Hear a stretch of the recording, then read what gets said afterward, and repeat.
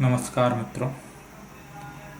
आज मैं एक वीडियो सीरीज प्रारंभ करने जा रहा हूँ जिसका नाम है सत्य की खोज।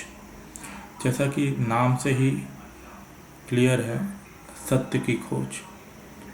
तो इस वीडियो सीरीज में हम सत्य की खोज करेंगे विभिन्न विषयों पर, जिसका आधार होगा स्वामी दयानंद जी का कालजयी ग्रंथ सत्यार्थ प्रकाश। सत्यार्थ प्रकाश एक अत्यंत ही अद्भुत ग्रंथ है जिसे स्वामी दयानंद सरस्वती जी ने लिखा है। तो स्वामी दयानंद सरस्वती जी के बारे में मैं एक छोटी सी भूमिका देना चाहूँगा। स्वामी दयानंद सरस्वती जी का जन्म गुजरात के टंकारा जिले में हुआ था। बचपन से ही वे अत्यंत प्रतिभाशाली और संवेदनशील थे।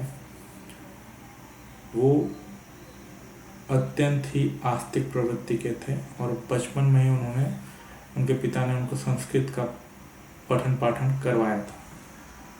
तो एक दिन शिवरात्रि आई। उनके बचपन का नाम था मूलशंकर। तो शिव के प्रति उनकी अगाध आस्था थी। उन्होंने शिव पुराण में पढ़ा था कि शिव अपनी तीसरी नेत्र से असुरों को भस्म कर देते हैं। वो जब तांडव करते हैं तो सृष्टि में प्रलय आ जाती है। और भी ऐसी अद्भुत कथाएं उन्होंने शिव के बारे में सुन रखी थी। तो शिवरात्रि में अगाध निष्ठा होने के कारण उन्होंने व्रत रखा था। मंदिर में सभी सो गए, लेकिन अपनी निष्ठा और अगाध आस्था के कारण मूलशंकर यानी स्वामी दयानंद जागते रहे। तो उन्होंने क्या देखा, सबके सोने के पश्चात चूहे आए और शिवलिंग के ऊपर रखा हुआ प्रसाद खाने लगे और शिवलिंग के ऊपर मलमूत्र करने लगे। तो उन्हें बड़ा क्रोध आया और आश्चर्य भी हुआ कि भाई ये कैसा शिव है? क्या ये वही शिव है जिसके बारे में मैंने अनंत कथाएं शिव पुराण में सुन रखी हैं? यही क्या ये वही शिव है जो अपनी तीसरी आंखें खोल के असुरों को भस्म कर देता है? यह तो चूहों से अपनी रक्षा नहीं कर पा रहा है। तो जिज्ञासा और कौतूहलवश उन्होंने अपने पिता को उठाया। चूंकि पिता अगाध नींद में थे, इसलिए उन्होंने बालक मूलशंकर को डांट दिया और बोले कि ये उनकी प्रतिमा है, ये सच्चे शिव नहीं है। तो जैसे उन्होंने सुना कि यह सच्चे शिव नहीं है, तो उन्होंने कहा कि मैं सच्चे शिव की खोज करूंगा, और उन्होंने तत्काल जाके अपना व्रत तोड़ दिया। और फिर उनके जीवन में एक और घटना घटी। जिस चाचा और जिस बहन से वो अत्यंत प्रेम करते थे, उनकी अकस्मात मृत्यु हो गई। पहले बहन की मृत्यु हुई, फिर चाचा की मृत्यु हुई। फिर उनको वैसा ही झटका लगा जैसे गौतम बुद्ध को लगा था कि मृत्यु क्या होती है, क्या मैं भी एक दिन मर जाऊंगा? तो उनको यह झटका लगा और उन्होंने जानना चाहा कि मृत्यु का सत्य क्या है। तो इसी तरह बालक मूलशंकर का जीवन बचपन में तो असहनीय शोक से कांप उठा। फिर जैसे जैसे उन्होंने युवावस्था में प्रवेश किया, उनके जीवन में वैराग्य ने स्थान ले लिया। और जिस पंडित के पास वे संस्कृत अध्ययन के लिए जाते थे, उनसे उन्होंने अपने मन की बात कही कि वे वैराग्य लेना चाहते हैं। यह बात उनके पिता के कानों पर पहुंची, और कोई भी पिता अपने बच्चे को वैरागी नहीं देखना चाहता है। इसलिए उन्होंने उनका विवाह कर देने की ठानी। और विवाह की बात सुन के स्वामी दयानंद अपने घर से भाग गए और फिर वो पूरे देश में भ्रमण करने लगे सच्चे गुरु की तलाश में। फिर उनकी तलाश खत्म हुई स्वामी विरजानंद के चरणों में आकर। फिर वहाँ उन्होंने वेदों का अध्ययन किया। जो शिक्षा 12 वर्ष में पूरी होती थी, वो उन्होंने केवल 3 वर्ष में पूरी कर डाली। और फिर उनके गुरु ने उनसे गुरु दक्षिणा में उनसे यह मांगा कि हमारे देश में काफ़ी कुरीतियाँ एवं पाखंड फैले हुए हैं, मैं यही चाहता हूँ कि इसका तुम नाश करो। मैं एक उनकी स्वामी दयानंद जी की जीवनी की लिंक जो गायक प्रदीप द्वारा बहुत ही सुंदर शैली में गाई गई है वह डिस्क्रिप्शन बॉक्स में दे रहा हूँ, और मैं सत्यार्थ प्रकाश की लिंक भी दे रहा हूँ जिससे आप सब लोग सत्यार्थ प्रकाश डाउनलोड करके उसे पढ़ सकें।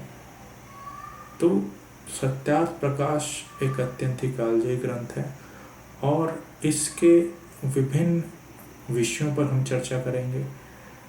हर किसी के जीवन में मूल शंकर के जैसे प्रसंग उपस्थित होते रहते हैं। कभी कोई जन्म देखता है, कोई मृत्यु देखता है, ईश्वर क्या है, जीव क्या है, प्रकृति क्या है, धर्म में विभिन्न प्रकार के प्रश्न होते हैं, ध्यान क्या है, समाधि क्या है, योग क्या है, और विभिन्न प्रकार के संप्रदाय जो हिंदू, मुस्लिम, सिख, ईसाई इतने जो संप्रदाय हैं उनमें सच क्या है और सच की परीक्षा कैसे की जाए। केवल यह कहने से तो नहीं हो जाता कि इस किताब में लिखा है इसलिए सत्य है। वेद भी ऐसा नहीं कहते हैं, ईश्वर भी नहीं कहते कि मेरी बात को आप मानो। वो ये कहता है कि आप पहले बात को परखो और जब सत्य लगे तो अपने जीवन में धारण करो। कोई भी जो सच्चा व्यक्ति होगा उसका कथन यही होगा कि भाई आप मेरे कहने से मेरी बात मत मानिए, आप पहले उस चीज़ को परखिए। लेकिन जो रूढ़िवादी होंगे, जो अपना सत्य, अपना मत आपके ऊपर थोपना चाहते हैं, वो तर्क और युक्ति और संवाद से बचेंगे। तो कभी भी तर्क संगत चर्चा से बचेंगे क्योंकि उनकी आस्था का आधार रूढ़िवादिता है, मान्यताएं हैं। और जब तक मान्यताएं आपकी आस्था का आधार रहेंगी, आपकी आस्था खंडित होते रहेगी। जिस प्रकार बालक मूल शंकर की खंडित हुई क्योंकि उन्होंने पढ़ रखा था कि भाई शिव तीसरा नेत्र खोल के अब असुरों को भस्म कर देता है। लेकिन जब उन्होंने देखा कि यह जो शिवलिंग है वो अपनी स्वयं की रक्षा नहीं कर पा रहा है, तो संसार की रक्षा कैसे कर सकेगा। तो ऐसे ही प्रश्न हर किसी के मन में उपस्थित होता है, और अगर आपके मन में, आपके पास इसका उत्तर नहीं है तो फिर आप लड़ेंगे। क्यों लड़ेंगे? कि भाई मेरा मत सत्य है, भले मुझे उसका आधार नहीं पता, मुझे उसके सपोर्टिंग तथ्य पता नहीं है, लेकिन चूंकि मैं मानता हूँ इसलिए सत्य है। आजकल लड़ाई इसी बात की है कि मेरा मत ही सत्य है, भले आपके पास उसको साबित करने का कोई आधार नहीं है। इसलिए इस दुनिया में हर घर में लड़ाइयाँ हैं। अब दो धर्मों की बात छोड़ दीजिए, पिता का मत कुछ और है, पुत्र का मत कुछ और है। क्यों? स्वाभाविक सी बात है कि उनकी जो संगत रही है, जो पिता की संगत रही है, जरूरी नहीं कि वो पुत्र की संगत हो। जनरेशन गैप भी बहुत सारी चीज़ें का बहुत सारे विवादों का जन्म देता है। तो जब सबके विचार एक होंगे तभी विवाद नहीं होगा। तो विचार कैसे एक होंगे? जब सभी एक सत्य को जानेंगे। सत्य तो एक ही होता है, दो सत्य नहीं हो सकते। इसलिए सत्य को जानना आवश्यक है ताकि सारे विवादों का अंत हो सके। सिर्फ ये नहीं कि धर्म के रास्ते में ही विवाद है, हर छोटी छोटी बातों में विवाद है।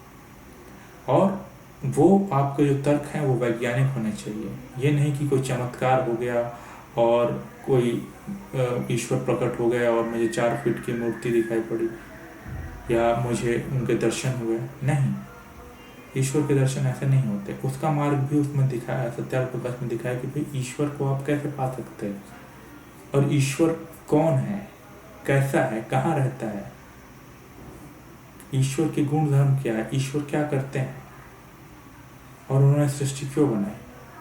तो इस प्रकार के अनगिनत प्रश्न हर किसी के मन में है। तो चलिए हम सत्यार्थ प्रकाश का अध्ययन करें, और अगर आपको स्वयं अध्ययन करना है तो मैंने लिंक दे ही दिया है, आप स्वयं अध्ययन कीजिए। क्योंकि कोई भी व्यक्ति जो पढ़ना जानता है स्वयं इस ग्रंथ को पढ़ के अपने सारे प्रश्नों के उत्तर पा सकता है। बस आपको समय निकाल के उसे पढ़ने की जरूरत है। और विभिन्न धर्मावलंबी जो बाइबल, कुरान, सिख के जो गुरु ग्रंथ साहिब हैं, मैं तो आप सबसे आग्रह करता हूँ कि आप अपने धर्म ग्रंथों को पढ़ें। क्योंकि जब तक आप अपने धर्म ग्रंथों को पढ़ेंगे नहीं आपको उनमें लिखी बातों का ज्ञान नहीं होगा, तब आप कैसे विवेचना करेंगे कि भाई ये सच है कि झूठ है? क्योंकि कई असामान्य बातें, कई अनर्गल बातें भी इन ग्रंथों में लिखी हैं। जैसे कुरान में लिखा हुआ है कि धरती चपटी है, लेकिन भाई जो व्यक्ति विज्ञान पढ़ा हुआ है वो तो जानता है भी धरती चपटी नहीं है, तो भाई इस बात को वो कैसे मानेगा? क्या ये बात सच है कि धरती चपटी है? आप इस बात को बोल दीजिए तो विवाद हो जाएगा। इसी रूढ़िवादिता के कारण इतनी सारी लड़ाइयाँ हैं कि भाई विज्ञान का ना मानना, सत्य को ना मानना, भाई हम तो धरती को चपटी ही मानेंगे भले वो गोल हो। तो यह एक उदाहरण है। ऐसी कई बातें हैं जो कई धर्म ग्रंथों में गलत सलत लिखी गई है, तो उसका विवेचन करना हमको जरूरी है। किसके लिए? अपने लिए, किसी विवाद के लिए नहीं। क्योंकि जब तक आपके अंदर की शंका का समाधान नहीं होगा, आपको शांति नहीं मिल सकती है। तो इसी भूमिका के साथ सबको नमस्कार और धन्यवाद।